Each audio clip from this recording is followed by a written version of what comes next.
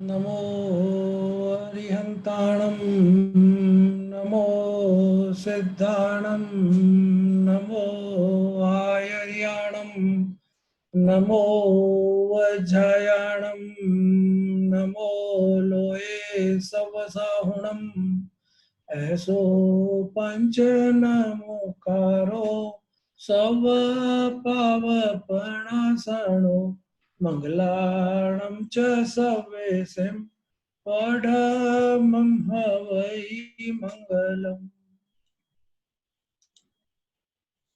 शासनपति श्रमण भगवान महावीर स्वामी के चरणों में वंदन। मेरा आराध्य गुरुदेव आचार्य श्री हस्ती के गुणों का स्मरण। आचार्य श्री हीरा चंद जी महाराज साहब गुरुदेव के चरणों में कोटि कोटि नमन। सभी से जय जिनेन्द्र। लास्ट टाइम दो प्रश्न आए थे अपने सामने। एक शैलेश की तरफ से मिच्छामि दुक्कडम इसका क्या मतलब होता है उसको थोड़ा विस्तार से समझने का प्रयास करें, और दूसरा वंदना की तरफ से कि नमोत्थनम के बारे में कुछ विस्तार से हम समझे हैं। मैंने कुछ प्रयास करके उसके बारे में आज बातचीत करने का विचार किया है, जो आपके सामने रख रहा हूं। सबसे पहले मिच्छामि दुक्कडम। आवाज आ रही है सबको बराबर? आ रही है। हाँ, सबसे पहले मिच्छामि दुक्कडम। मिच्छा मी दुक्कडम तीन शब्द है इसमें। मिच्छा मतलब मिथ्या, मिथ्या हो। मिथ्या हो मतलब गलत हो, रिवर्स हो। मी मतलब मेरे, दुक्कडम मतलब दुष्कृत। जो भी दुष्कार्य मैंने किए हैं, यानी जो भी पाप अपराध गलतियां मैंने की है वो दुष्कृत्य है मेरे। मी मतलब मेरे, जो दुष्कृत हैं, मेरे जो अपराध हैं, पाप हैं, गलतियां हैं, जो कार्य मेरे को नहीं करने चाहिए थे, जो मैंने किए हैं, जो हिंसा आदि अपराध किए हैं, वो सब मिथ्या हो, दुष्कृत हो, यानी नलिफाई हो जाए, निगेटेड हो जाए। इसका शाब्दिक अर्थ है मेरे दुष्कृत मिथ्या हो, मैंने जो जो भी अपराध गलतियां की है वो सब निष्फल हो जाए। अब ये निष्फल कैसे होगा? मैं ऐसा पश्चाताप करता हूं, मैं मेरी गलती को स्वीकार करता हूं, उसके ऊपर पश्चाताप करता हूं, और फिर मैं उसके लिए क्षमा याचना करता हूं, माफी मांगता हूं। आशय यह है कि मैं अपने पापों से मैं पीछे हट जाऊं। इसका मतलब शब्द का अर्थ यह है कि शाब्दिक अर्थ हुआ, आज की भाषा में कह सकते हैं, या शैलेश के बॉम्बे की भाषा में कह सकते हैं सॉरी। मिच्छामि दुक्कडम का अर्थ है सॉरी। लेकिन मात्र वचन से, शब्द से सॉरी कहने से सॉरी नहीं होता है, उसका रिजल्ट नहीं मिलता है। भाव में मिच्छामि दुक्कडम आना चाहिए, सॉरी का भाव अपने अंतर में आना चाहिए। हम देखते हैं कि भाई मामूली सा किसी के साथ कोई टकराव हो जाए, कोई मामूली सा रास्ते में रोड में चलते किसी से टक्कर हो गई, किसी एक की गलती होती है, दोनों की गलती हो सकती है, लेकिन एक दूसरे को बोल दे सॉरी, थोड़ा सा ध्यान नहीं रहा सॉरी, इतने में बात दोनों के लिए रफा दफा हो जाती है। गलती करने वाले के लिए भी, जिसके प्रति गलती हुई है उसको भी लगता ठीक है, हो गया, अनजाने में थोड़ा सा कुछ हो गया, okay, it's okay, doesn't matter. तो वो भी क्या होता है, दोनों के मन में शांति आ जाती है।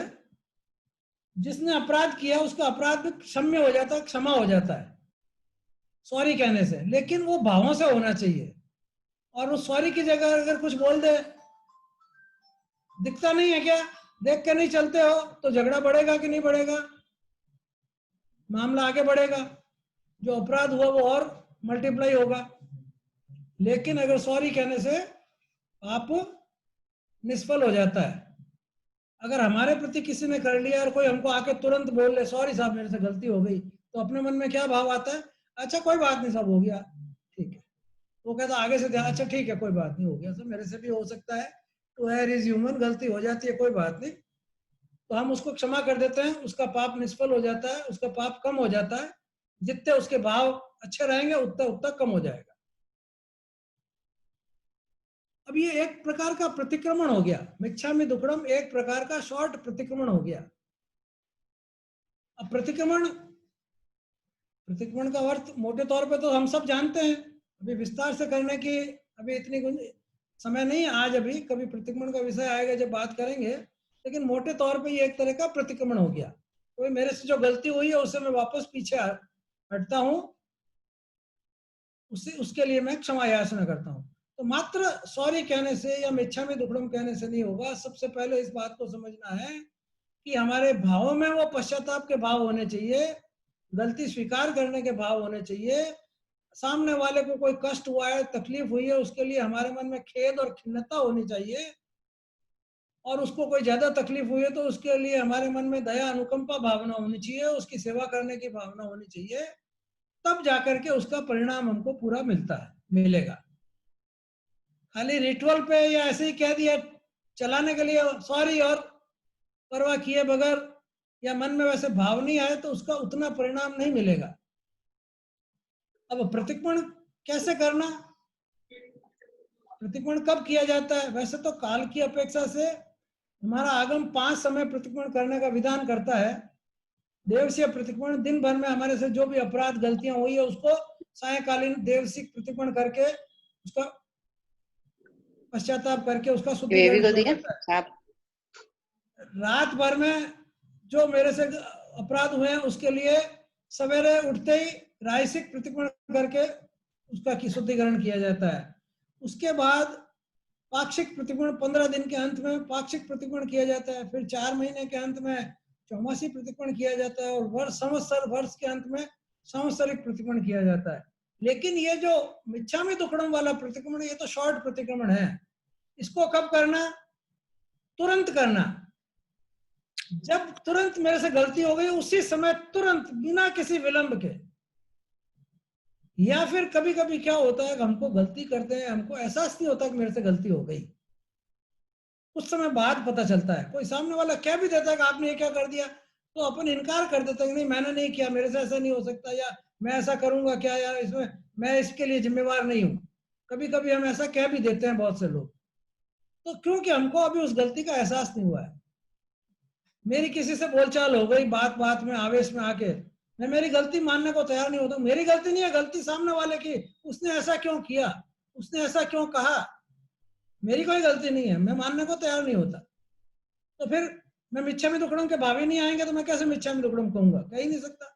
लेकिन मिच्छामि दुक्कडम कब कहना? तुरंत। लेकिन मेरे को तो अभी एक्सेप्ट ही नहीं है मेरी गलती, तो जब जिस समय हो सकता है, थोड़ी देर बाद मुझे कहीं और जाते हैं, थोड़ी देर बाद, घंटा, आधा घंटा, 15 मिनट, और हाँ मेरे को वो गलती हो गई, मेरे को तो ऐसा नहीं करना, उसने चाहे कुछ भी किया, मैंने ऐसा क्यों किया, मेरे को नहीं। जब मुझे मेरी गलती का एहसास हो जाए उसी समय मिच्छामि दुक्कडम का भाव मेरे अंदर आना चाहिए, तब वो मिच्छामि दुक्कडम असली मिच्छामि दुक्कडम होगा, अन्यथा मिच्छामि दुक्कडम नहीं होगा। जितनी जल्दी आ जाएगा उतनी जल्दी मैं मेरे उस पाप से निवृत्त हो जाऊंगा, और जब तक नहीं आएगा तब तक मैं उस गलती, पाप रूप गलती को मल्टीप्लाई करता जा रहा हूं, क्योंकि मैं उस गलती को स्वीकार नहीं कर रहा हूं, मैं उस गलती को गलती नहीं मान रहा हूं, उसको सही मान रहा हूं, तो उसको, उसकी अनुमोदना रूप मेरे पाप का मल्टीप्लिकेशन चालू है। मैंने तो सही किया, मैंने कोई गलती नहीं की, तो मतलब मैं उसको आगे से आगे और मेरी गलती को मल्टीप्लाई कर रहा हूं। जब मुझे पता चल जाए, जब मुझे एहसास हो जाए, जब मुझे ख्याल में आ जाए, तुरंत मिच्छामि दुक्कडम। अभी जिसके साथ मेरा हुआ सामने नहीं है तो उसको टेलीफोन करके, उससे कांटेक्ट करके, जैसे हम कर सकते हैं, जितना जल्दी हम कर सकते हैं कर लेना चाहिए। वैसे प्रतिक्रमण के 4 चरण हैं, उन चरण के हिसाब से प्रतिक्रमण होता है। प्रतिक्रमण के 4 चरण कौन से हैं? सबसे पहले प्रतिक्रमण के पाठों आलोम, निंदामी, गरियामी, फिर अप्पाणम वोशिरामी। आलोम मतलब आलोचना। आलोचना का क्या तात्पर्य हुआ?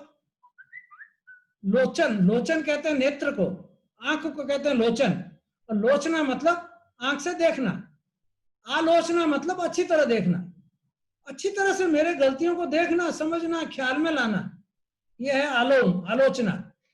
मैं स्वयं शाम को जब प्रतिक्रमण करते हैं तो दिन भर में मेरे से क्या क्या गलतियां, अपराध, पाप हुए, उनको स्मरण में लाना। अच्छा मैं वहां गया था, वहां मैं उससे मिला था, उससे मेरी ये बातचीत हुई, इसमें ये गलती हो गई, ये मेरे से चींटी की हिंसा हो गई, वहां पर ये हो गया, यहाँ पर ये हो गया, ऐसा हो गया, वैसा हो गया। उन सबको पुनः पुनः स्मरण में लाके और उसको मतलब अच्छी तरह देखना, यानी मन में स्मृति में लाना, अपनी गलतियों को ध्यान में लाना अपने खुद के, ये तो है आलोचना।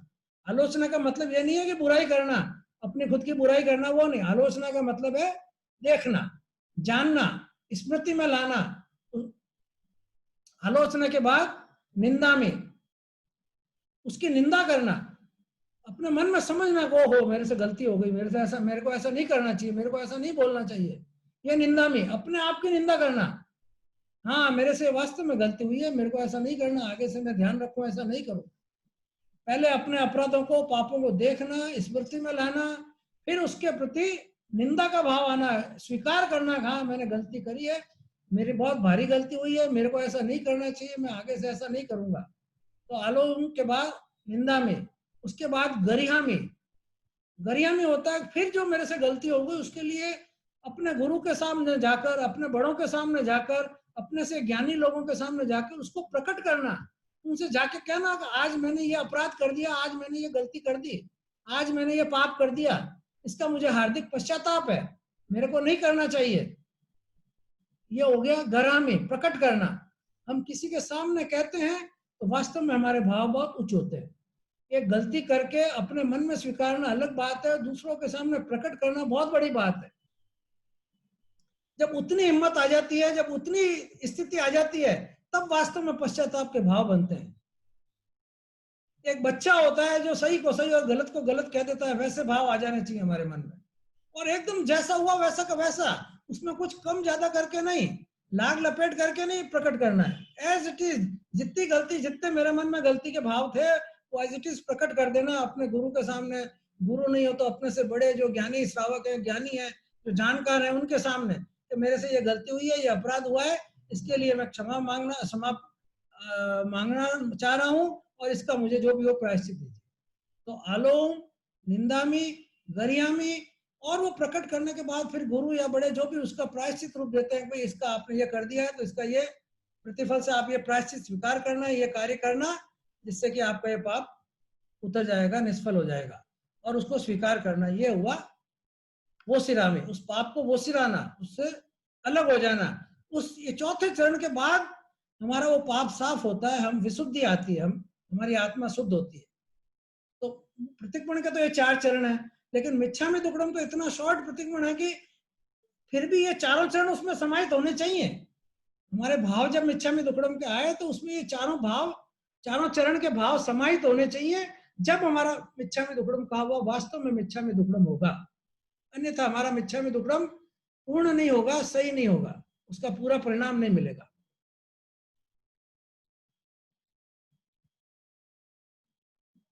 मिच्छामि दुक्कडम बोलने से इसको जीवन में एक तरह से Shailesh, it is a magic सूत्र। ये मैजिक सूत्र है अपने जीवन का, इसको जो अपना लेता है ईमानदारी से, वो बहुत सरल, शुद्ध और निर्मल बन जाता है, उसका हृदय एकदम पवित्र हो जाता है।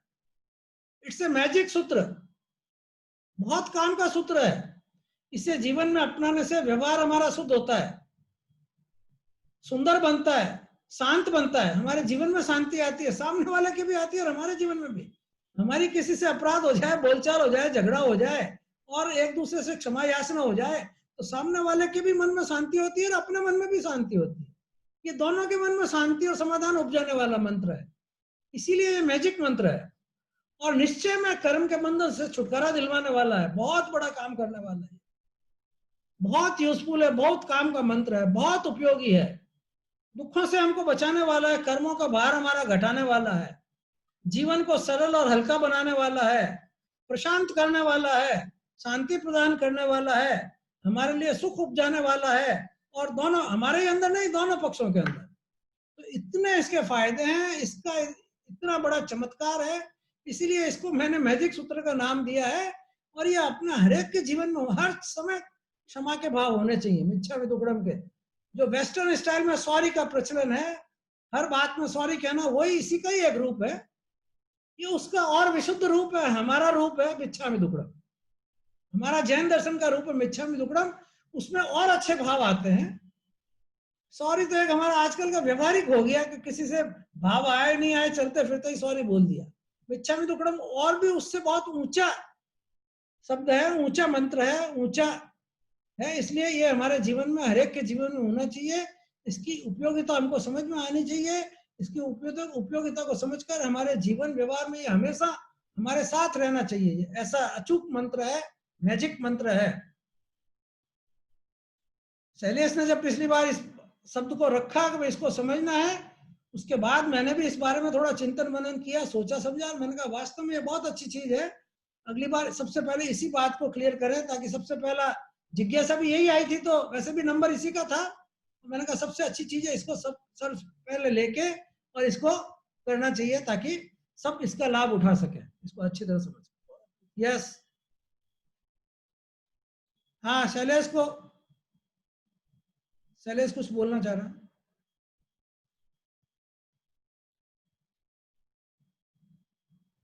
हाँ, इसने मुझे बताया था, सही गलत मुझे नहीं पता, कि फर्स्ट टाइम मिच्छामि दुक्कडम का वर्ड भगवान महावीर ने यूज किया था।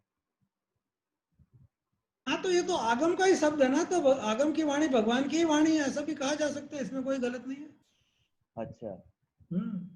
और बोलते हैं उसके पीछे भी स्टोरी है कि उनके मुंह से क्यों निकला मिच्छामि दुक्कडम।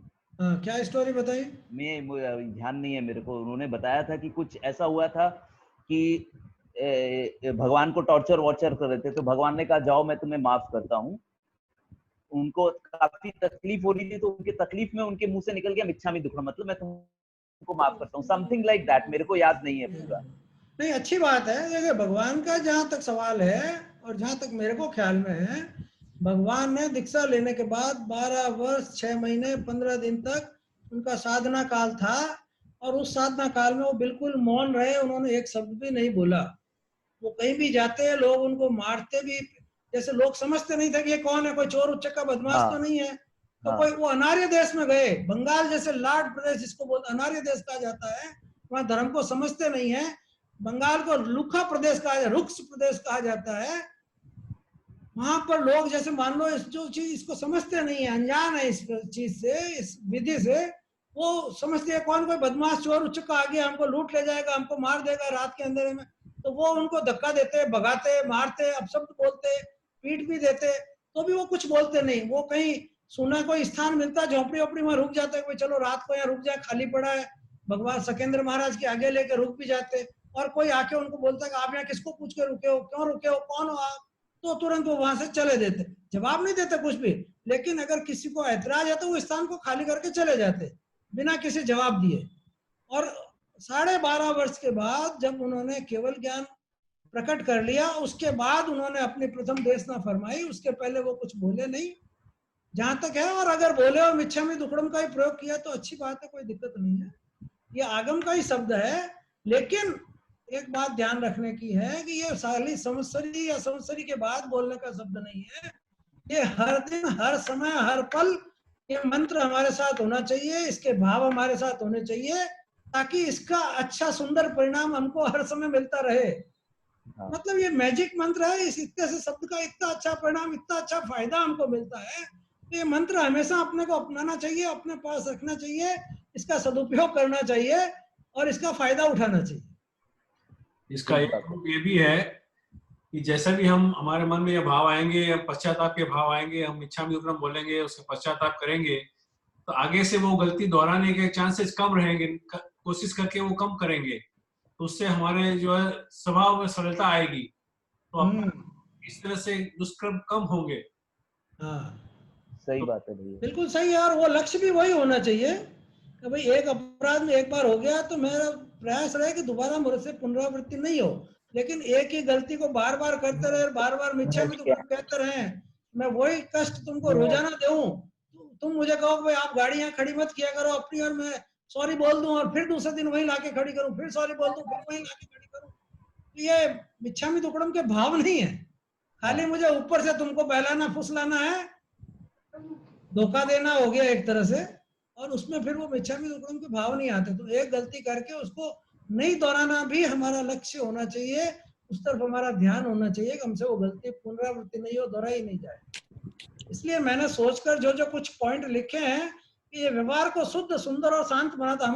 हमारे मन में जब हर समय मिच्छामि दुक्कडम के भाव रहेंगे तो हमारा हर एक व्यक्ति के प्रति व्यवहार एकदम बदल जाएगा, अच्छा हो जाएगा, ऊंचा हो जाएगा, क्या हो जाएगा। ये सुंदर है और शांत बनाता है, निश्चय में कर्मों से छुटकारा दिलाता है, बहुत उपयोगी है, दुखों से बचाने वाला है, कर्मों का भार घटाने वाला है, जीव को सरल और हल्का बनाने वाला है, प्रशांत मना बनाने वाला है, शांति प्रदान कर। इसको हम किसी को सॉरी बोलते, हमको हमारे अंदर में कितनी शांति महसूस होती है, चलो बहुत अच्छा हो गया, नहीं तो फिर वो क्या पेंडिंग रह जाता है मैटर। कुछ बोलेगी। तो इस तरह से शॉर्ट में जो मैं इसका अर्थ समझ पाया वो मैंने समझाने का प्रयास किया है। इसके अलावा भी किसी को कोई और चीज ध्यान में आ रही हो वो रखना चाहे तो रख सकते हैं। यस तन्नु। हाँ मामा प्रणाम। मिच्छामी दुक्कड़म और खमत खामड़ा में कुछ अंतर है क्या? नहीं, कोई अंतर नहीं, एक ही बात है।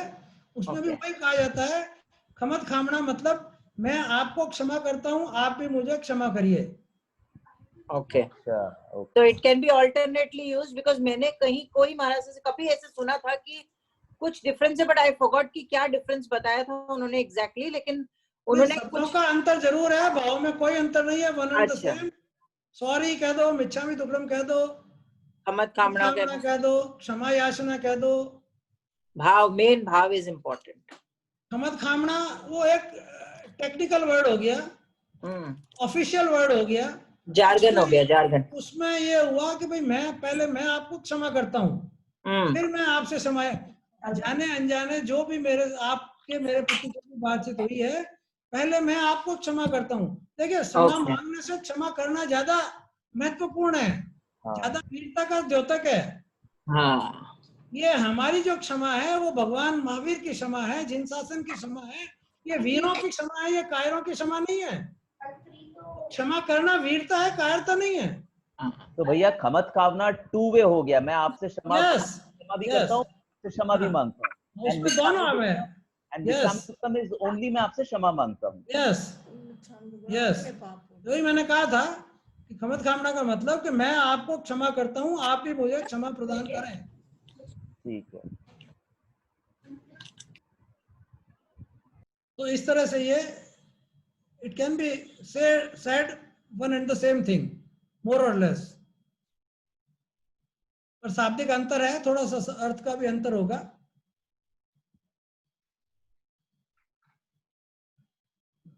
ओके, और कोई इस बारे में कुछ बोलना चाहे, अपना विचार रखना चाहे मिच्छामी दुक्कड़म के बारे में तो वेलकम, और नहीं तो फिर नेक्स्ट पे बढ़ते हैं अपन। नेक्स्ट ले लो, नमोथुणम।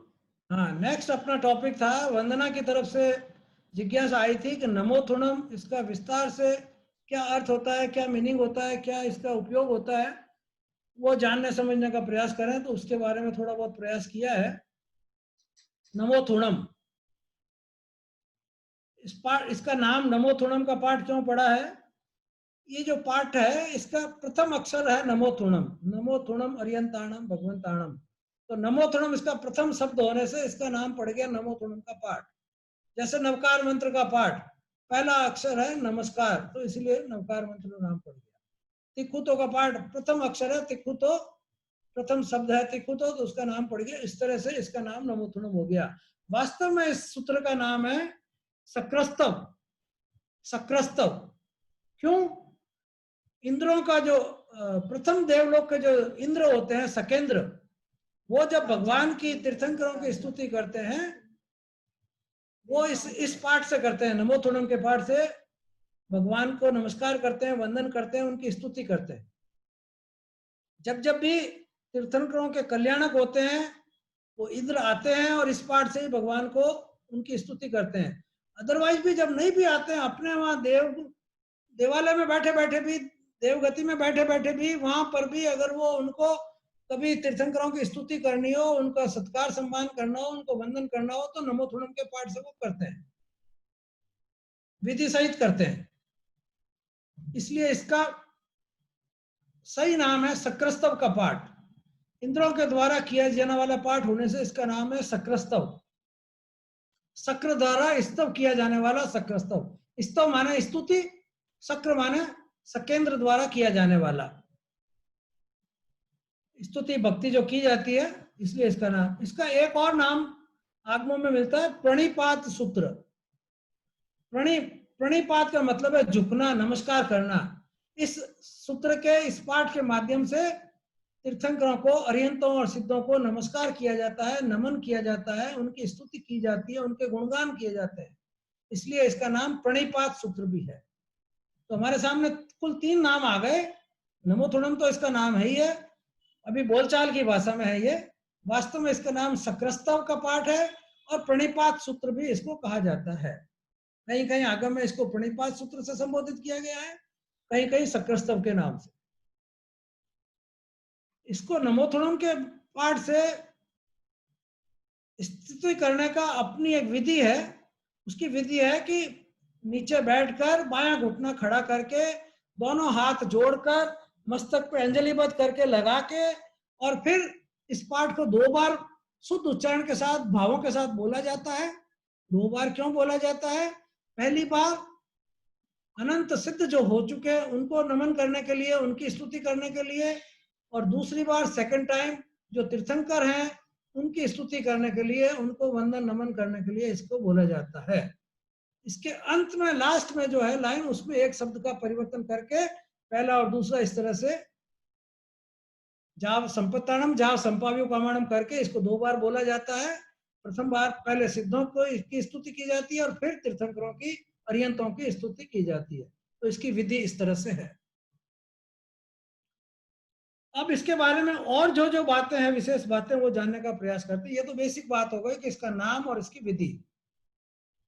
यह पाठ सभी जैन पंथों और संप्रदाय द्वारा समान रूप से, समान विधि से मान्य है, स्वीकार्य है।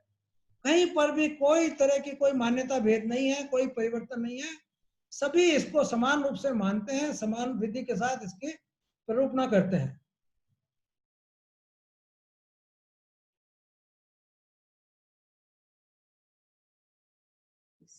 स्टक हो गया।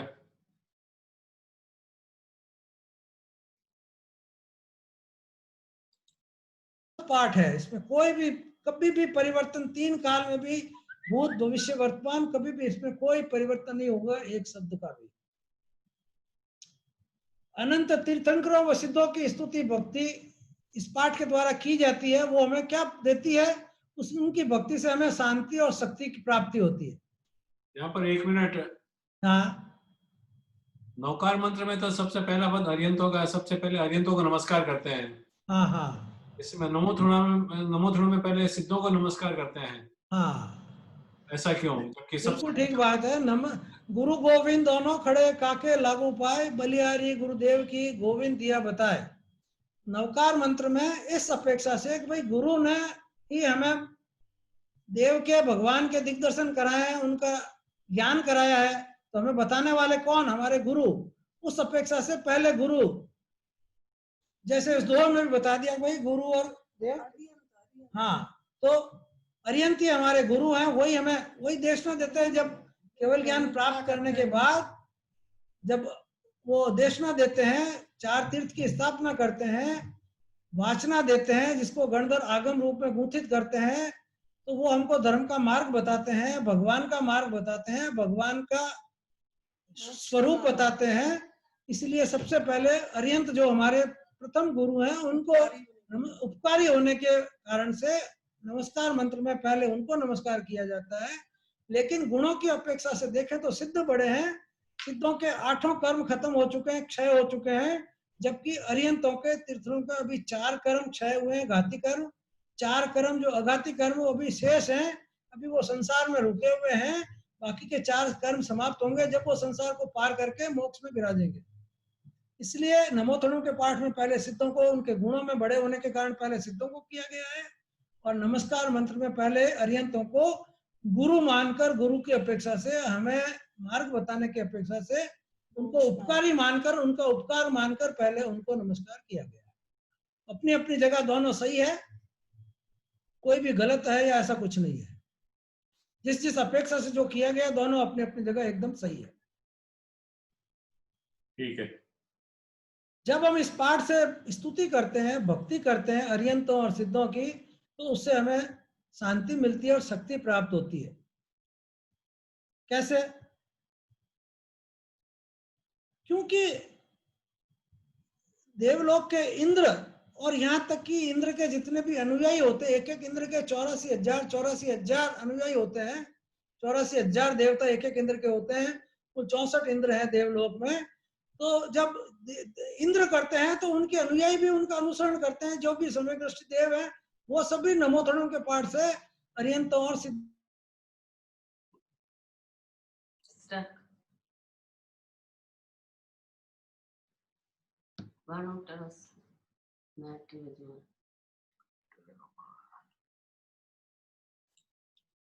सम्यक दृष्टि वो सब इसी पाठ से तीर्थंकरों की और सिद्धों की स्तुति करते हैं। तो यानी कि वो सारे देवता इस पाठ से परिचित है, जानते हैं। वो तो जब जब उनकी इच्छा होती है इस पाठ से वो स्तुति करते हैं। तो जब हम भी उसी पाठ से शुद्ध उच्चारण से करते हैं और कोई किसी देवता का हमारी तरफ ध्यान आ जाए, वो देखे हमको और हम भी नमोथर्म के पाठ से तीर्थंकरों की सिद्धों की स्तुति कर रहे हैं, तो हो सकता है कि वो हमें कोई सहयोग प्रदान कर दे, शक्ति प्रदान कर दे। जैसे देखा जाता है ना कि ट्रेन में एक कैबिन में 4 व्यक्ति जा रहे हैं, चारों एक दूसरे से अपरिचित है, कोई एक दूसरे को जानता नहीं है, लेकिन कोई वहां बैठकर नवकार मंत्र की माला जप रहा है या कोई जैन धर्म का कोई भजन बोलता है, तो हम समझ जाते हैं कि ये जैन है। और आप भी जब जैन है तो आपको उससे नेचुरली है कुछ अपनापन हो जाता है। अब उस व्यक्ति को जो कि नवकार मंत्र की माला फेर रहा था, जैन भजन की स्तुति कर रहा था, तो मान लो बाद में कुछ देर बाद में उसको कोई कष्ट आया, कोई आवश्यकता हुई, कोई पानी लाना है, कोई चाय लाना, उसके लिए कोई काम करना है, वो ऐसा है, उसको कोई सेवा करनी है, उसके लिए कोई आवश्यकता पड़ गई, तो आप सहज में उसके लिए तैयार हो जाएंगे उसका काम करने के लिए। भाई आपका उससे कोई जान नहीं पहचान नहीं, क्यों? आपने जान लिया कि भाई वो भी जैन है, मैं भी जैन हूं, तो आप सहज में उसके साथ दूसरों की बनिस्पत और ज्यादा सहयोग करने को शायद तैयार हो जाएंगे। दूसरों को भी होंगे, कोई दिक्कत नहीं है, मैं ये नहीं कहता नहीं होंगे, लेकिन हो सकता है कि दूसरे के हो के नहीं हो, उससे तो जरूर होंगे, थोड़ा ज्यादा हो जाएंगे। तो इसी तरह से वो असंख्यात देवता हैं, उनमें से अगर किसी का ध्यान हमारी तरफ चला जाए तो वो शायद वो हमको कोई सहायता कर दे, हमारा सहयोग करने को तैयार हो जाए, कर भी दे कभी। तो ये भी एक इसका बहुत बड़ा फायदा हो सकता है।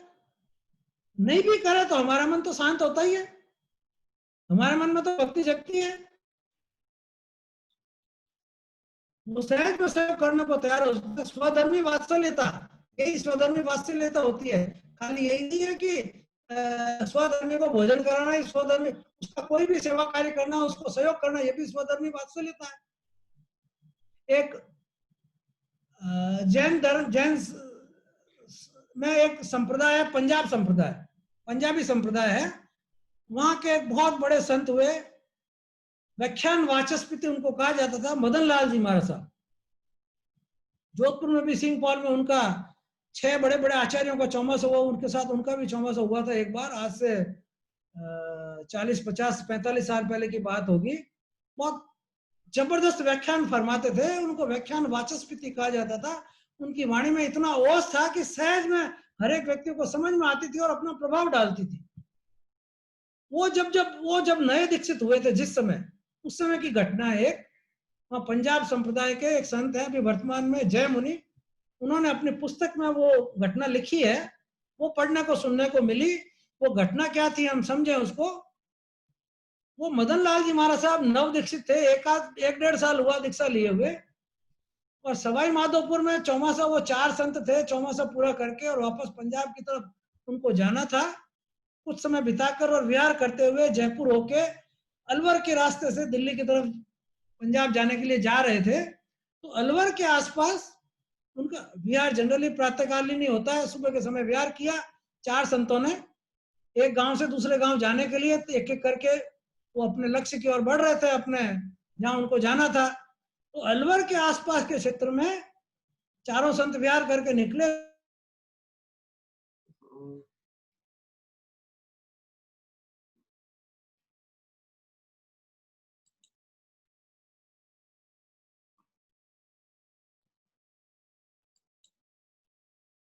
संत थे उनके साथ, तो वो पीछे रह गए। तो उनके साथ मदन लाल जी भी, हालांकि युवा थे, लेकिन उनके साथ वृद्ध संत के साथ देने के लिए वो भी उनके साथ साथ धीरे चलते हुए उनके साथ पीछे पीछे आ रहे थे। अब रास्ते में एक सूखी नदी आई और वहां पर उनको लघु शंका हुई, उन्होंने निपटने का वहां कार्य कर लिया। सुखी नदी थी तो वहां बैठ के उन्होंने निवृत्ति कर ली।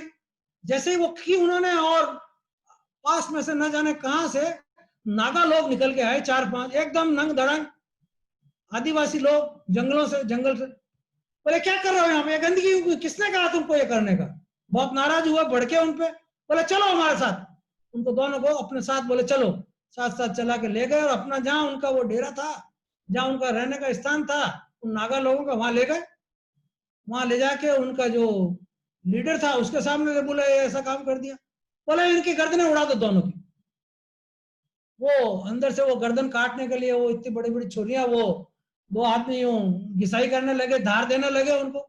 और ये वृद्ध संत थे एक, और एक नव दीक्षित मदन लाल जी महाराज साहब। अब उन्होंने, जो वृद्ध संत थे, उन्होंने कहा भाई मदन लाल, आंख बंद करके नवकार मंत्र का स्मरण करो, क्योंकि अब यहाँ पर कुछ बोलने से कुछ होने वाला नहीं है, ये लोग सुनने को तैयार नहीं, यहाँ पर कोई भी कानून चलेगा नहीं। और उन्होंने आंख बंद करके नमस्कार मंत्र का स्मरण प्रारंभ कर दिया दोनों ने।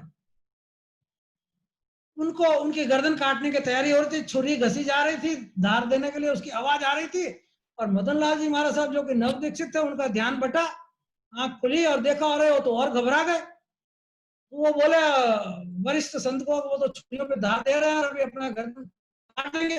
वो बोले भाई अपना तो चुपचाप आंख बंद कर लो तुम और नवकार मंत्र का जाप करो, कुछ नहीं करना। इतने में एक बूढ़ा व्यक्ति आया, एकदम सफेद वस्त्र पहना हुआ, लंबी चौड़ी सफेद दाढ़ी। बोले क्या हुआ, क्यों इनको यहाँ के पकड़ लाए हो? इनकी कोई गलती नहीं, चलिए चलिए उठिए यहाँ से, चलो इनको ले जाओ, छोड़ दो इनको। और वो जो उनका नागा लोगों का लीडर और उनके पूरे इतनी गैंग थी, वो कुछ जवाब नहीं दे पाई। और वो उनको बोले चलो यहाँ से चलो। वो उनको ले गए, अपने साथ साथ बाहर ले गए, रास्ता दिखाया और उनको दूर ले जाके रास्ता दिखा के छोड़ दिया। वो जो बाबा सफेद वस्त्रधारी, सफेद दाढ़ी वाला व्यक्ति आया उनको बचाने वाला, वो वास्तव में एक सम्यक दृष्टि देव था। और वो देवलोक में उनके नवकार मंत्र के जाप करने से उसने देखा कि इन लोगों पे ये संकट आया है, इन साधुओं पे, और वो उनकी स्वधर्मी वात्सल्य सेवा करने के लिए यहाँ उपस्थित होकर उनको यहाँ से छुड़ा के ले गया। वास्तव में तो दोनों के आयुष्य कर्म बाकी था।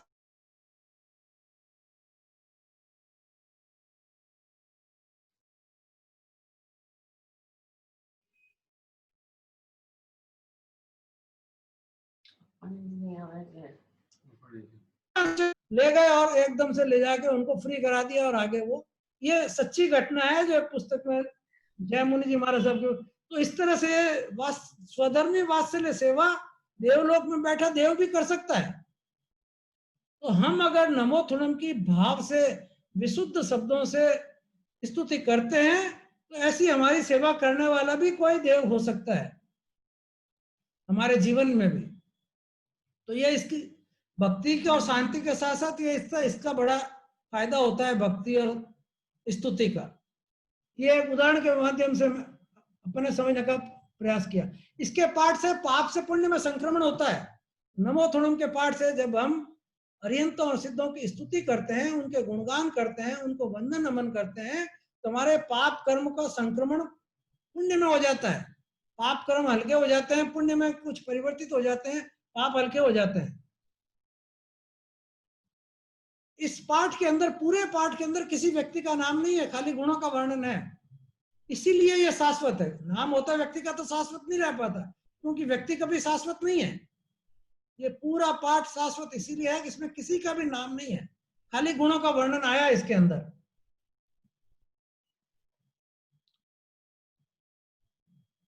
भव्य जीव जब इस पाठ से जिन स्तुति का लाभ प्राप्त करते हैं, जिन स्तुति करते हैं, प्रभु की स्तुति से मन वचन काया निर्मल बनती है हमारी भी। हम जब वचन से बोलते हैं तो हमारा वचन शुद्ध बनता है। हम हमारे शरीर से कर रहे हैं, उनको स्तुति कर रहे हैं उचित आसन से बैठकर, तो हमारी काया भी पवित्र बनती है। और हम मन से उनकी स्तुति करते हैं, मन वचन काया तीनों के योग उसमें मिलते हैं, तो हमारे मन वचन काया तीनों ही निर्मल होते हैं इसकी स्तुति करने से, नमो थुणम के पाठ से।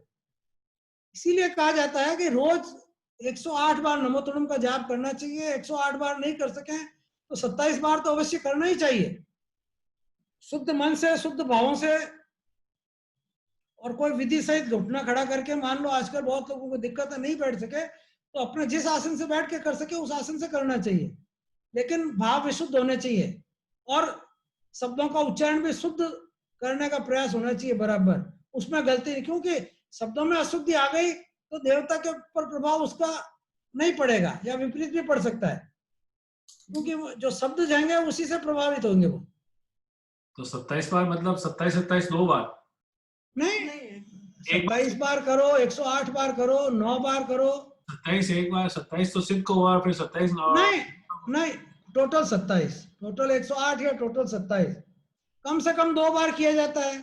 जब 27 बार करेंगे तो 26 बार तो दोनों को जाव संपत्ताणम, 27वीं बार में जाव संभाव्यो प्रमाणम। अच्छा 26 बार सिद्धों को, 27वीं बार अर्यंतों को। 108 बार करेंगे तो 107 बार जाव संपत्ताणम, 108वीं बार जाव संभाव्यो प्रमाणम। 2 बार करेंगे तो पहली बार जाव संपत्ताणम, दूसरी बार जाव संभाव्यो प्रमाणम। उपासक दशांग सूत्र में और अन्य शास्त्रों में भी जगह जगह पर वर्णन आया है कि अर्यंत सिद्ध की स्तुति करने से महान पुण्यवाणी का उपार्जन होता है, ये महाफल दिलाने वाला है। इसका और प्रमाण उत्तराधीन सूत्र के 29वें अध्ययन की 14वीं गाथा में मिलता है। वहां पर भगवान से प्रच्छाएं की गई है कि भाई ऐसा करने से जीव को क्या प्राप्त होता है, ऐसा करने से, तो वहां पर 14वीं प्रच्छा में दिया गया है, पूछा गया है, थब थुई मंगलेणम बनते जीवे किम जणयई, यानी कि इनकी भगवान की स्तव स्तुति करने से जीव को क्या लाभ प्राप्त होता है। तो वहां पर भगवान का उत्तर आता है कि स्तव स्तुति करने से जीव को ज्ञान दर्शन चारित्र रूप बोधि का लाभ, बोधि लाभ की प्राप्ति होती है। बोधि प्राप्त करके मध्यम फल देवगति प्राप्त होती है और पूर्ण आराधना करके, अंत क्रिया करके, कर्मों का अंत करके अंतिम फल मोक्ष को भी प्राप्त कर सकता है। तब थुई मंगलेणम का फल बताया है कि ज्ञान दर्शन चारित्र रूप बोधि लाभ प्राप्त होती है और उसकी फिर आराधना करके मध्यम फल देवगति और अंतिम अंत क्रिया करके अंतिम फल मोक्ष गति तक प्राप्त हो सकती है। यह इस नमोथुणम के पाठ से स्तुति करने का फल है।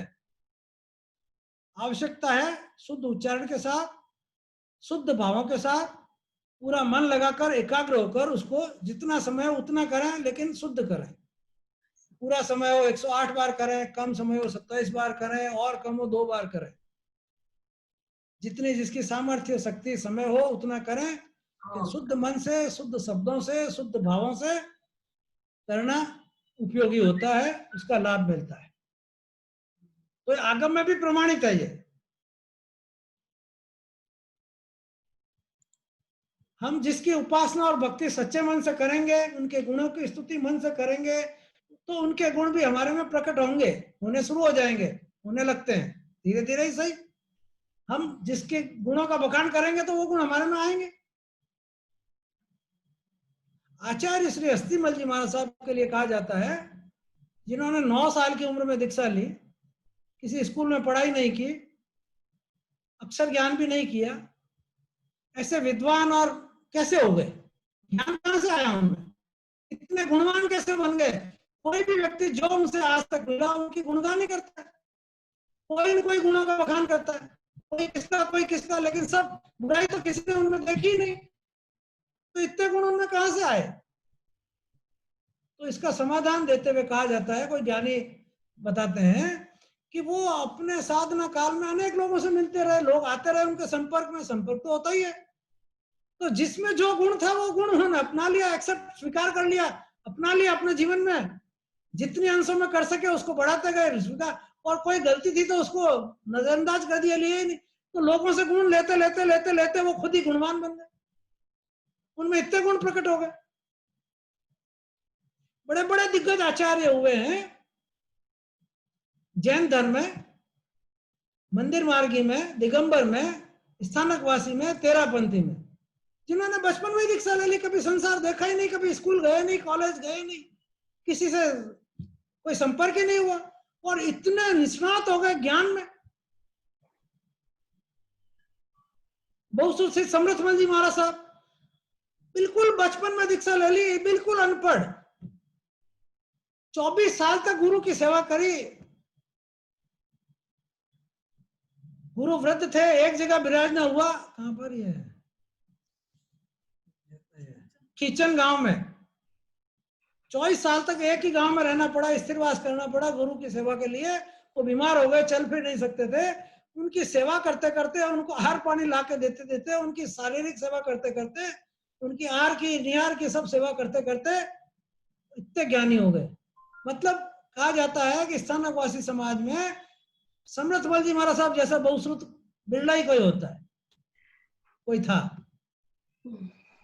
और आचार्य श्री अस्थिमल जी महाराज साहब के लिए कहा जाता है कि ऐसे ज्ञानी और ऐसे जानकार जिनका मति श्रुत ज्ञान इतना निर्मल था कि भोपालगढ़ से कोसना की ओर विहार करते करते पधार रहे थे आचार्य श्री अस्थिमल जी महाराज साहब।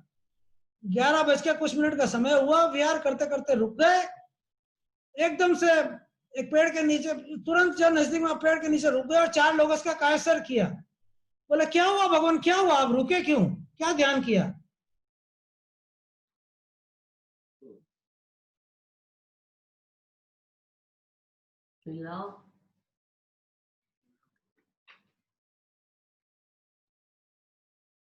अपन नहीं समझे, क्षण उनको पता चल गया कि वहां देवलोक गमन हो गया उनका, और उन्होंने वहीं खड़े होकर 4 लोगों का कायसर कर लिया। इतनी जानकारी कैसे हो गई उनको? ये स्तुति करते करते, सेवा करते करते, अपने गुरु की सेवा और अपने देवों की स्तुति, इससे ही उन्होंने सब हासिल किया। तो हम मन से अगर उनकी स्तुति करते हैं, उनकी भक्ति करते हैं, तो हमारे में भी वो उनके गुण प्रकट होने लगते हैं। जिन स्तुति हमें शक्ति और सामर्थ्य दोनों प्रदान करती है, शक्ति भी देती है और सामर्थ्य भी देती है, जिसका अवलंबन पाकर हम भी उनके समान बन सकते हैं आगे बढ़ते बढ़ते। जो व्यक्ति यहाँ बैठे बैठे सक्रस्तों के पाठ से भक्ति करता है, वह महाविद्या क्षेत्र में विराजित अरिहंतों की कृपा शक्ति प्राप्त कर सकता है। अभी वर्तमान में यहाँ हम जहाँ रह रहे हैं भरत क्षेत्र में, वहां तो अरिहंत तीर्थंकर है नहीं, लेकिन महाविद्या क्षेत्र में अभी भी 20 तीर्थंकरों का विचरण चल रहा है। वहां करते हैं, इनकी भक्ति करते हैं तो उनकी कृपा दृष्टि हमको मिलती है, और उत्कृष्ट भक्ति प्राप्त करें तो उनके कभी कभी दर्शन।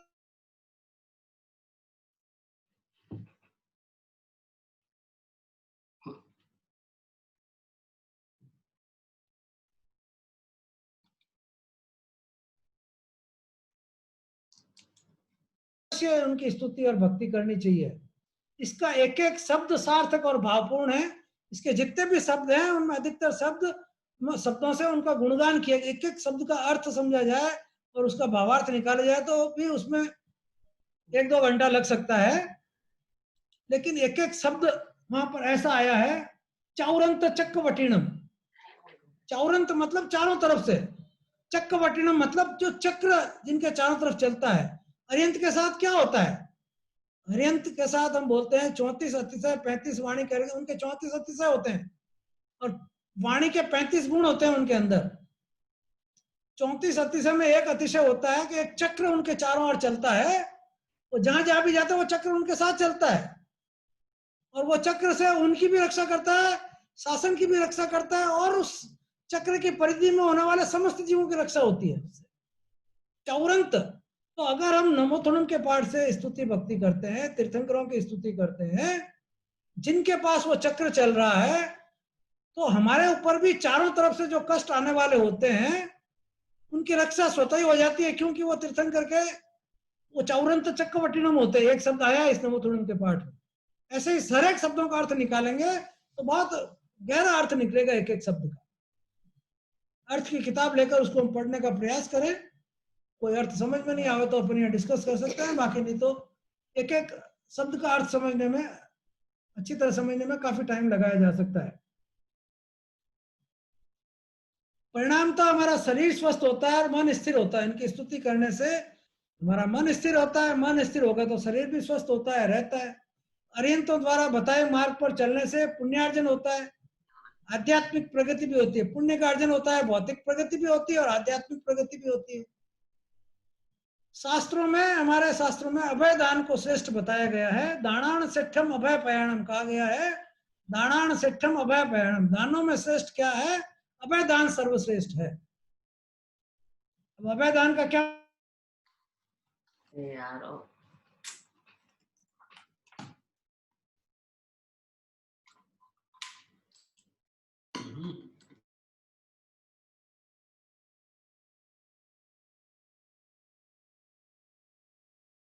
वो ध्यान में बैठे थे, कबूतर उनकी गोदी में आके गिरा, उसके पीछे कबूतर के पीछे एक बाज लगा हुआ था और वो बोला कि ये तो मेरा भोजन है, इसको छोड़ो आप, ये आपके शरण में कबूतर है, इसको छोड़ दो, मैं इसको खाऊंगा।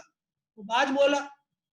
भगवान ने कहा कि नहीं, ये मेरी शरण में आके इसकी रक्षा करना मेरा धर्म है, आपको अपना पेट भरना है, आप मेरा शरीर का अंग ले लीजिए। उन्होंने हाथ काट के दे दिया।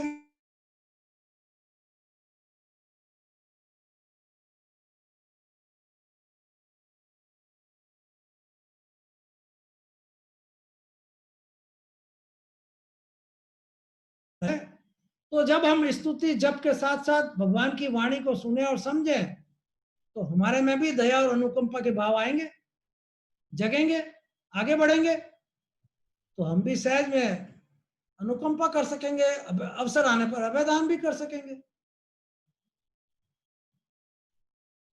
अहिंसा व्रत का पालन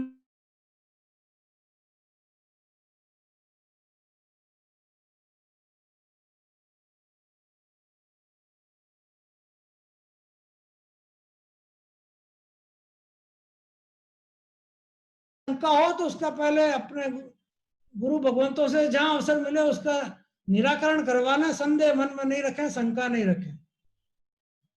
ऐसे समर्पित शरण शरणागत का हित तो करती है, उसकी रक्षा भी करती है। जो मैंने बताया चाउरंत चक्रवटीर्ण, तो उसकी रक्षा भी करती है। जो चारों तरफ से आने वाले कष्ट हैं, संकट हैं, उनसे अपना बचाव हो जाता है। तीर्थंकर अरिहंत के उपासक के आगे यदि चारों तरफ से कोई संकट भी हो तो भी उसका कुछ भी नहीं बिगड़ सकता, क्योंकि तीर्थंकरों के साथ ऐसा चक्र चलता है जो उसके साथ साथ सारे जगत के प्राणियों की रक्षा करता है। तो इस तरह से ये नमो थुणम बहुत ही उपयोगी सूत्र है। प्रणिपात सूत्र इसको कहा गया है, सक्रस्तव पाठ इसको कहा गया है।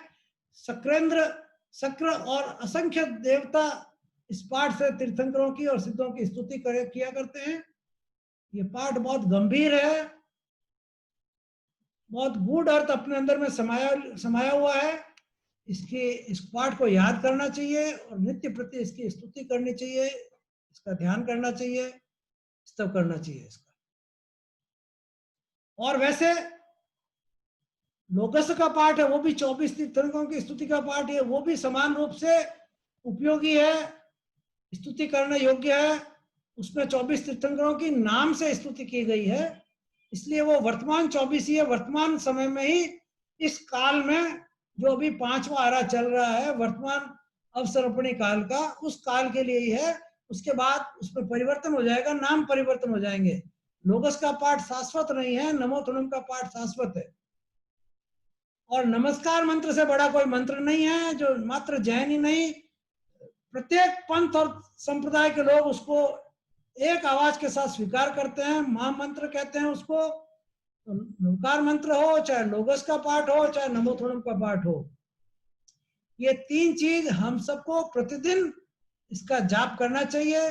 चाहे जितनी बार कर सके, जितना हमारी शक्ति, सामर्थ्य और समय हो, उतना करना चाहिए। 108 बार करें, 27 बार करें, जितना कर सके उतना करना चाहिए। हाँ वंदना, आई थिंक जितना मैं कलेक्ट कर सका, सोच सका, उतना देने का प्रयास किया है। इसमें और भी बहुत स्कोप है, और भी बहुत अध्ययन करके आगे और इसके बारे में और इसका वर्णन किया जा सकता है, लेकिन अभी जो अपने पास समय की सीमा है, उस सीमा में इतना किया है। इसको हम समझें। इसमें किसी का कोई प्रश्न, शंका हो या इसके अलावा कोई और एक्स्ट्रा बात कोई रखना चाहे तो रख सकते हैं। वेलकम। भैया एक चीज पूछना चाह रही थी। कोई भी पाठ है, जैसे नमोत्थानम का है, भक्तांबर का है, कोई भी पाठ है, अगर उसी भाषा में ना करके उसके हिंदू अनुवाद को किया जाए तो कोई तकलीफ? तकलीफ जो भाषा का तो महत्व है ही है, शब्दों का महत्व होता है। अगर हिंदी अनुवाद से हम उससे ज्यादा जुड़ पाते हैं, अगर हिंदी वाले में करते हैं तो हाँ ठीक है, लेकिन भाषा का अपना महत्व भी है, मूल शब्दों का अपना महत्व है। एक सांप किसी को काट जाए और झाड़ा देने वाला होता है सांप का, मंत्र करने वाला, उसके पास ले जाए, वो मंत्र पढ़ता है, उसका सांप का जहर खत्म हो जाता है। उस मंत्रकार ने क्या मंत्र बोला मेरे समझ में नहीं आया, मैंने शब्द सुने पर मेरे को कुछ आज समझ में नहीं आया उसका, लेकिन उस मंत्र ने मेरे शरीर पर असर किया और सांप सर्प का जो जहर मेरे शरीर में चला गया था वो निष्क्रिय हो गया। ये मूल शब्द का वो मंत्र होता है, मूल शब्द। नहीं, कहने का हाँ, मतलब नहीं, मैं जो कहने का चाह रहा हूँ उसको समझने का एक बार प्रयास करो। जो मंत्र होता है वो मूल शब्द में होता है, उसका भावार्थ अर्थ अलग होता है। हम अगर मूल नहीं कर सके, शुद्ध करने में समर्थ नहीं हो, उसके हिंदी के साथ करें तो कुछ तो उसका फल भी होगा, भावार्थ तो मिलेगा, पूरा नहीं कम मिलेगा। मूल से कर सके अति उत्तम है, नहीं कर सके तो नहीं से तो something is better than nothing. मेरे मतलब ये भैया, अगर जब हिंदी में करते हैं तो हमें उसमें थोड़ा जुड़ाव महसूस होता है। हाँ, और आप मूल में करेंगे तो और ज्यादा जुड़ाव महसूस करेंगे। उसमें ऐसा सच है कि आपको मूल आना चाहिए, शुद्ध आना चाहिए, याद होना चाहिए। वो नहीं है मेरी स्थिति, मैं नहीं कर सकता याद, मैं नहीं शुद्ध उच्चारण कर सकता, तो मेरी कमजोरी है। तो मैं जितना कर सकूंगा उतना ही लूंगा, मैं जितना प्राप्त करने का अधिकारी उतना ही प्राप्त करूंगा। अगर मेरी सामर्थ्य नहीं है ज्यादा प्राप्त करने के लिए, मैं थोड़ा ही पाऊंगा, लेकिन मिलेगा तो सही, उसमें भी नहीं मिलेगा वाली बात नहीं है। भाव तो जुड़ेंगे उसके साथ वैसे, लेकिन मूल का भी अपना महत्व है, उसको कम नहीं आंकना चाहिए, कम नहीं करना चाहिए। मूल का महत्व उससे कई गुना ज्यादा है।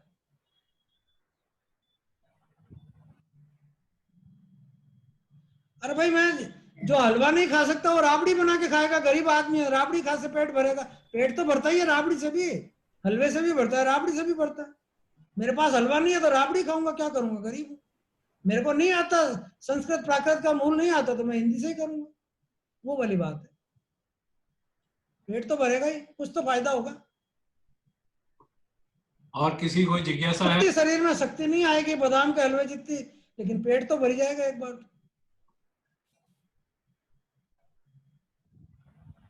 इतना अंतर तो है दोनों में।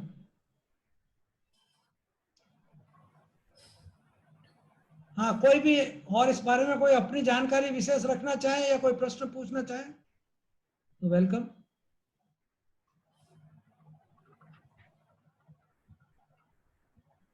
तो नमोथुणम पहले बोलना चाहिए या लोगस पहले बोलना चाहिए? ऐसा कुछ नहीं है वैसे, क्रम तो वैसे उचित है कि पहले नवकार मंत्र का, फिर लोगस का, और फिर नमोतुणम का करें तो भी उचित है। इसी संबंध में भैया आपसे पूछना था, भक्तंबर का पाठ जो, क्या ऐसा है कि उसको 12 बजे पहले ही करना चाहिए, बाद में नहीं? मूल पाठ तो मूल भाषा में तो उसका काल होता है। हिंदी वाला आप कभी भी कर सकते हो दिन में।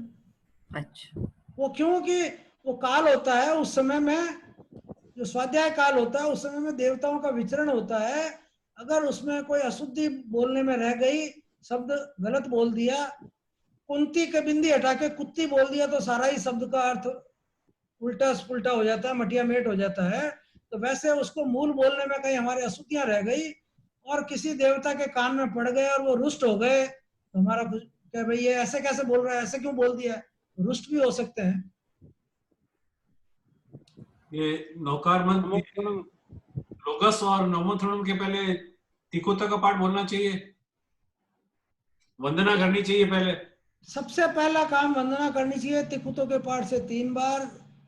अगर हम ऐसा समझें, सुबह उठते ही सबसे पहले उत्तर पूर्व दिशा की ओर मुंह करके 3 बार तिकुतों के पाठ से अपने गुरु को वंदन करनी चाहिए। सामने हो तो वहां जाकर, नहीं हो तो दूर से परोक्ष रूप से, प्रत्यक्ष नहीं हो तो उनको वंदन करके और फिर नवकार मंत्र का स्मरण करना चाहिए। और उसके बाद उनको जैसे जैसे जो क्रिया करनी है, पहले बात जैसे करना चाहे, आवश्यक कार्य करना है, सामायिक करनी है, प्रतिक्रमण का करना है, पाठ जो है। उसग्रम का पाठ, हाँ, उपसगर का पाठ भी शास्त्र की वाणी है, इसलिए उसको स्वाध्याय काल में ही किया जाता है। और क्षेत्र की शुद्धि का भी ध्यान रखना चाहिए, काल की शुद्धि का भी ध्यान रखना चाहिए। हाँ, बिस्तर भी पे बैठ के कर सकते हैं? है। बिस्तर पे बैठे बैठे, सोते सोते? अगर शरीर में सामर्थ्य नहीं है तो नहीं, something is better than nothing. भैया लोगस कब पढ़ते हैं? कभी भी, 24 घंटे में कभी भी। अच्छा, not for any particular occasion, आप कभी भी पढ़ सकते हो उसको? नहीं, पर्टिकुलर ओकेजन तो जैसे हम ये नियम कर लें कि भाई रोज मेरे को 27 बार जपना है, 1 बार जपना है, 4 बार जपना है। 4 लोगों का ध्यान किया जाता है सामान्यतया। कोई भी प्रसंग आ जाए तो किसी की भी मृत्यु का समाचार मिले अपने जान पहचान परिचित की, तो सबसे पहले 4 लोगों का ध्यान कर लो आंख बंद करके, उसकी आत्मा को शांति के लिए, दिवंगत आत्मा को। और नित्य प्रति कम से कम 4 लोगों का तो ध्यान करना ही चाहिए। ज्यादा कर सके तो 27 बार करो, 108 की माला फेरो और अच्छी बात है। वो तीर्थंकरों की स्तुति है, 24 बेसिकली तीर्थंकरों 4 की लोगस कर लेना चाहिए, 4 है। लोगस पढ़ लेना चाहिए, हाँ, 4 अगर लोगस। अगर आपके पास समय शक्ति सामर्थ्य इतना ही है तो इतना करो, ज्यादा कर सकते हो ज्यादा करो। थैंक यू भैया, थैंक यू। हाँ, 1 मिनट ज्योति बाबू जी, 1 मिनट अनम्यूट कीजिए। हाँ बोलिए। हाँ, हाँ, वो सगरम भी कोई भी समय पे पढ़ सकते हैं? नहीं, सुसग्रम कोई भी समय पढ़ सकते हैं। कोई कष्ट का समय हो उस समय में विशेष रूप से किया जाता है। और अच्छा रहेगा ज्यादा हम अपना एक काल नियत कर दें भाई उस समय तो नियमित करना ही है मेरे को। अच्छा, और वैसे कोई भी कष्ट आए, कठिन समय आए, उस समय किया जा सकता है। पर जैसे कोई भी हो, मैं स्टार्ट जब भी करती हूँ कोई भी चीज, पर वो हो नहीं पाती है, कंटिन्यू नहीं हो पाता है, तो उसका क्या कारण है? उसका कारण तो आपको ही समाधान निकालना पड़ेगा। आपको दिक्कत आ रही है तो आपको क्यों दिक्कत आ रही है, कहाँ किस कारण से दिक्कत आ रही है, उसका समाधान आपको खोजना पड़ेगा। अच्छा, भाई समय आपको नहीं मिल पा रहा है, उस समय कोई दूसरा काम आ जा रहा है, कोई अड़चन आ रही है तो हाँ, या तो पता नहीं, कुछ भी स्टार्ट करती हूँ जैसे, तो हाँ, उसमें बीच में आज थोड़े दिन कंटिन्यू रहता है, उसके बाद वापस बंद हो जाता है नहीं, फिर। क्या बाधा क्या आती है, क्या किस टाइप की बाधा आती अब है? वो तो मुझे भी समझ में नहीं आ रही है एक्चुअली। क्या करने की इच्छा नहीं होती या कोई मना करता है? हाँ, मन मतलब कभी नहीं लगता है उसमें। तो मन को मजबूत करें कि भाई मेरे को तो करना ही है। वो कोशिश मन में तो बहुत होता है कि मैं आज करूं, पर वो हो नहीं पाता है।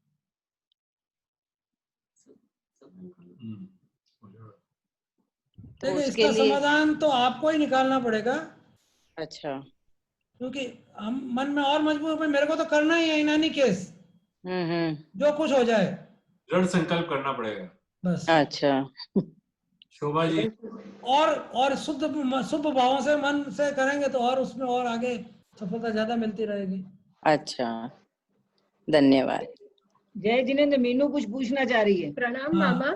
मैं हाँ। पूछना चाह रही थी कि अनपूर्वी का पाठ क्या 12 बजे से पहले पहले करना चाहिए या बाद में भी कर सकते हैं? बाद में भी कर सकते हैं, बाद में भी कर सकते हैं, तो नवकार मंत्र बोलना कभी भी कर सकते हैं, उसमें काल का नहीं है। थैंक यू मामा। शोभा जी, भाई साहब, जय जिनेंद्र, जैसा जय आपने जिनेंद्र। कहा कि अवसर हम किसी भी समय कर सकते हैं, अभी शमनी जी आई थी थोड़े दिन पहले यहाँ पर, वो कह के गए कि सूर्यास्त के बाद ही करना चाहिए, ये पार्श्वनाथ भगवान का वो है। हाँ, तो पार्श्वनाथ भगवान की स्तुति है। जी, नहीं, वो तो कल्याण मंदिर सूर्यास्त के बाद करते हैं। लेकिन वो शमनी जी हम लोग सुबह करते थे, उन्होंने बोला नहीं इसको आप जो है शाम को करिए, तो मैं वही क्लियर करना चाह रही थी आपसे। नहीं, मैंने ऐसा किसी के मुख से नहीं सुना अभी तक तो कि शाम को ही करना चाहिए, दिन में नहीं कर सकते हैं। और मैं स्वयं भी अक्सर सवेरे ही करता हूँ, दिन में ही करता हूँ। तो मेरे को ऐसा कुछ समझ में नहीं आया है। फिर भी अगर उन्होंने आपको कहा है तो उनको कहीं से कोई जानकारी मिली होगी, हो सकता है उन्होंने कहा हो। पहले एक तो हम बार सुबह ही करते थे, तो उनके कहने के बाद मैंने शाम को करना शुरू किया है। डॉक्टर साहब तो सुबह ही करते हैं, पर मैं शाम को करती हूँ। तो डॉक्टर साहब को कोई दिक्कत आई? नहीं, ना मुझे ना उन्हें। तो दोनों ही बातें सही है फिर तो। नहीं, पर ऐसा लगता है ना, समय में जब कर ही रहे भाई हैं तो मेरे सही ख्याल समय में तो से ऐसे कहीं करें, कोई बाधा समझ में नहीं आ रही है। तो फिर सुबह किया जा सकता है, मतलब हाँ, 12 बजे से जैसे पहले कर सकते हैं। और भी अवसर मिलेगा तो ज्ञानी गुरुओं से पूछकर आपको बताने का प्रयास जी करेंगे। आप, हाँ जी। और जैसे भक्तांबर के लिए भी कहते हैं वो सुबह ही करना, तो वो तो समझ आ गई आपकी बात, वो तो हम सुबह ही करते हैं। ठीक है, थैंक यू सर। हाँ, जय जिनेंद्र साहब। जय जिनेंद्र सर। मैं ये पूछ रही थी, जैसे हमने एक सामायिक ली, हाँ, उस सामायिक के अंदर अति आवश्यक क्या क्या चीजें जो करनी चाहिए डेली? सामायिक में अति आवश्यक ये है कि कोई भी सावध्य कार्य नहीं करना चाहिए, पापकारी काम नहीं करना चाहिए, ये अति आवश्यक है। नहीं, मतलब मेरा बोलने का कि एक तो भक्तांबर और दूसरा अपना नमोचनम का जाप, इस तरह से रोज जो नियम होनी चाहिए, जो बोलना चाहिए, वो क्या क्या एक सामायिक में? ऐसा कहीं भी कोई विधान नहीं है, वो अपनी अपनी प्राथमिकताएं हैं, अपनी अपनी स्थितियां परिस्थितियां हैं, उसमें कहीं भी कोई विधान नहीं है ऐसा। हाँ, यह जरूर विधान है कि कोई भी पाप कार्य सावध्य कार्य नहीं होना चाहिए, ये आवश्यक है। माला फेरियो, माला फेरियो। सामायिक अब सामायिक में 48 मिनट का या 50 मिनट का या 1 घंटे का काल होता है। हाँ। और अगर 24 घंटे में हमारे पास कुल इतना ही समय है, उसके बाद और हम कोई टाइम नहीं दे पाते हैं, तो उस 1 घंटे के समय को हम कैसे डिवाइड करके और समायोजित करें कि हमारा अच्छी से अच्छी साधना आराधना हो सके। तो कम से कम हाँ। एक नवकार मंत्र की माला जप ली, 4 लोगस का ध्यान कर लिया, 2 नमो धुनम का पाठ कर दिया, और कोई अनुपूर्वी पढ़ना किसी को अच्छा लगता है तो अनुपूर्वी पढ़ लिया, और कुछ नया ज्ञान सीखना, नया पुस्तक पढ़ना, नया स्वाध्याय करना। कम से कम तो इसको 3 भागों में 20-20 मिनट या 18-18 मिनट या 17-17 मिनट डिवाइड करके कर सकते हैं। मैं 15-20 मिनट ये करूंगा, 15-20 मिनट ये करूंगा, 15-20 मिनट ये करूंगा, ताकि सब तरह का, क्योंकि बाद में मुझे और 23 घंटे में समय मिलने वाला नहीं है। उस हिसाब से वो अपने मेरे को क्या करना है और मेरे को कितना समय उसमें कैसे समायोजित कर सकता हूँ बेस्ट, वो अपना अपना अपने को करना है। ऐसा फिक्स कुछ नहीं है कि ये तो करना ही है और ये करना आवश्यक ही है, ऐसा कुछ नहीं। नहीं करना आवश्यक है, वो आवश्यक है। धन्यवाद सर।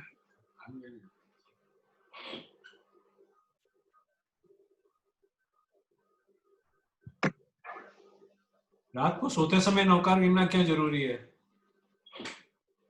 हमारे भाव शुद्ध रहे, रात में कुछ हो जाए तो कम से कम भगवान का नाम, हमारे भाव शुद्ध रहे, रात भर वैसे ही भाव रहेंगे। मैं मेरा खुद का एक बता देता हूँ उदाहरण, मेरी खुद की घटना सच्ची है। मेरा मत्स्य का ऑपरेशन होने जा रहा था कमला नगर हॉस्पिटल में। मैं थिएटर में गया और मैंने एक ही लक्ष्य बनाया कि मेरे को खाली नवकार मंत्र का जाप करना है, बाकी डॉक्टर अपना काम कर, मेरे को कुछ नहीं करना है। मैं मेरे मन ही मन नवकार मंत्र जपता जा रहा था। वहां गया, मुझे लिटा दिया डॉक्टर का, लेट जाओ, लेट गए, उल्टे सो जाओ, उल्टे सो गए। और उसने नाम पूछा, आपका नाम क्या है, क्या करते हो, वो 2-3 प्रश्न पूछते हैं जब तक वो एनेस्थीसिया लगाते हैं। वो 3-4 प्रश्न पूछे और 3-4 प्रश्न में मेरे को तो नींद आ गई, लेकिन मेरे अंतर में मेरा नवकार मंत्र का जाप ही चल रहा था। और उसके बाद एनेस्थीसिया का असर हो गया, मैं सुन्न हो गया और उन्होंने जो काम करना था कर दिया। उसके घंटे पर बाद, 1.5-2 घंटे बाद जब भी होश आया, मेरे को थिएटर से बाहर लाया जा रहा था, तो बाहर में मुझे याद है उर्मिला भाई साहब और खड़े थे सब, और क्योंकि और भी लोगों को एक एक करके बाहर लाया जा रहा था, तो मेरा नंबर आया तो बोले हाँ अरुण आगे, अरुण आगे। मेरा बाहर आया तब भी मैं मतलब अचेतन अवस्था में ही था, और एकदम से मेरे कानों में आवाज पड़ी, हाँ अरुण भी आगे, अरुण आगे, अरुण आगे। और उस समय भी मेरे नवकार मंत्र का ही जाप चल रहा था मेरे, तो मैंने वहां से शुरू किया था और वहां तक अचेतन अवस्था में मेरे नवकार मंत्र का ही जाप था, मेरा ध्यान कहीं और नहीं था। एक तो यह घटना। दूसरी घटना, आज से लगभग 30-35 साल पहले, ये शास्त्री नगर में कल्पतरू शॉपिंग सेंटर में आनंद चंद मिश्रा के मकान में मैं कुछ समय रहा था। वहां पर ऊपर का जो अंदर घर में जाने का गेट है, उसके बाहर वो सीढ़ियों के बाहर काफी बड़ा वो बरामदा टाइप है, वहां बैठ सवेरे सवेरे हम सामायिक कर रहे थे, हम दोनों। मैं एकदम सीढ़ियों के किनारे पे बैठा हुआ था, बस एकदम सीढ़ियों के चिपका हुआ, नीचे सीढ़ी है और पीछे दीवार का सहारा लेके, इधर दीवार है, इधर सीढ़ी है, तो दीवार का सहारा लेके और मैं पैर उखड़ू करके बैठ गया। थोड़ी वो गैस का होने लगा तो मैंने सोचा गैस निकल जाएगी। मैं वैसे बैठे बैठे थोड़ी देर, काफी देर, 10-15-20 मिनट वैसे ही बैठा रहा और मेरी माला जपता रहा। और फिर उसके बाद जब मेरी माला पूरी हुई तो मैं एकदम खड़ा हुआ। मेरे को क्या होता है कि घुटनों के बल जैसे उखड़ू बैठते हैं, ये इंडियन लैट्रिन में जाने का जो आसन है उस पर जब ऐसे बैठ गया था, तो जब खड़ा होता हूं तो एकदम जोर का चक्कर आता है एक बार। तो जैसे ही मैं खड़ा हुआ, काफी देर तक बैठा रहा उकड़ू और खड़ा हुआ, तो बहुत जोर का चक्कर आया मेरे को और मैं एकदम अचेत हो गया और मैं गिर गया, यूं गिरा और सीढ़ी में गिर गया। और आधी सीढ़ी में जाके, और जहां पर वो क्या कहते हैं उसको, 10-12 सीढ़ी में नीचे लुढ़क गया, गिर गया नीचे, और मेरे माथे में यहाँ पे थोड़ी चोट आई, थोड़ा खून आने लग गया। मेरे को कुछ पता नहीं चला, भी साथ पास में बैठी हुई थी, थोड़ी दूर देखा इन्होंने, दौड़ के आई नीचे, भी सामायिक में थी लेकिन फिर भी छुआ, उठाया मेरे को, अरे आप गिर गए। मैंने कहा मैं कहाँ गिर गया, मैं तो ऊपर जा रहा हूँ, मैं नीचे कहाँ जा रहा हूँ। बोला आप नीचे गिर गए। मैं कहा मैं नीचे कहाँ गिर गया। मैं उसमें अचेतन था और मेरे को लग रहा था मैं ऊपर ऊपर ऊपर आकाश में, बहुत ऊपर, न जाने कितने देवलोकों को पार करके कितने ऊपर चला गया मैं। मैंने कहा मैं नीचे कहाँ जा रहा हूँ, मैं तो ऊपर जा रहा हूँ। जितने में एकदम चेतना आई आपको लग गई, फिर वो थोड़ी दवाई की, वो की, तो मैं वहां मैं नवकार मंत्र की माला जप रहा था और उसमें नीचे जब चक्कर आके अचेतन होके नीचे गिरा, तो शरीर तो नीचे जा रहा था, पर मेरा कितना ऊपर मैं बयान नहीं कर सकता, कितने ऊपर चला गया मैं, फिर वापस नीचे आया। तो ये मेरे साथ 2 घटनाएं घटी हुई है, ऐसा मेरा जीवन का अनुभव हुआ है। उससे भी ये श्रद्धा जगती है कि ये जो आप रात को सोते समय टीवी देख के गलत चीजें देख के सोएंगे तो वो रात भर वही सपने में गलत चीजें आएंगी, और नवकार मंत्र लोगोस नमोथुणम का जाप करके सोएंगे तो वो अच्छी चीजें हैं, भगवान की बात है, भगवान के विचार ही हमारे दिमाग में आएंगे। जो हमारे मन में लास्ट रहेगा सुन्न होने के पहले, अचेतन, नींद में भी हम अचेतन से ही हो जाते हैं। कोई आवाज देवे तो ज्यादा जोर से बोले, झंझोड़े तो उठते हैं, सामान्यतः ऐसे तो नहीं सुनते ना, तो वो अचेतन मन में भी वही काम प्रक्रिया चलती रहती है। इसलिए कहा जाता है कि रात को सोने के पहले 5 नवकार मंत्र गिन के सोना। इसी तरह सुबह उठते ही नवकार मंत्र गिनने से दिन की शुरुआत अच्छी होती है, शुभ कार्य से शुरुआत होती है। और कोई किसी को कुछ? नहीं तो समय तो हो रहा है। ठीक है, thank you all, thank you very much. जय जिनेंद्र। जय जिनेंद्र। नेक्स्ट टाइम के लिए same day same time topic मैं आपको बता दूंगा, वापस इनविटेशन भेजूंगा। या आपकी तरफ से कोई और टॉपिक अगर कोई देना चाहे, पूछना चाहे तो पूछे, नहीं तो मेरी तरफ से मैं दे दूं काल चक्र। ठीक है, एंडिंग विद मांगलिक ऑलवेज। ओके, देव की आज्ञा से चत्तारी मंगलम अर्यंता मंगलम सिद्धा मंगलम साहु मंगलम केवली पनतो दमो मंगलम चत्तारी लोगुत्मा अर्यंता लोगुत्मा सिद्धा लोगुत्मा साहु लोगुत्मा केवली पनतो दमो लोगुत्मा चत्तारी शरणम पवज्जामि अर्यन्ते शरणम पवज्जामि सिद्धे शरणम पवज्जामि साहु शरणम पवज्जामि केवली पनत्तम दमम शरणम पवज्जामि। अर्यंतों का शरणा, सिद्धों का शरणा, साधुओं का शरणा, केवली प्ररूपित दया धर्म का शरणा।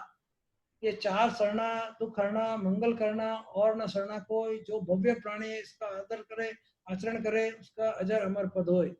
जय जिनेंद्र। जय। ओके,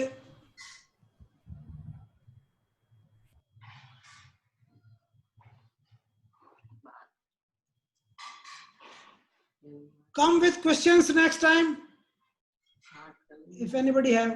हाँ, प्रणाम सर, कैसे हैं आप?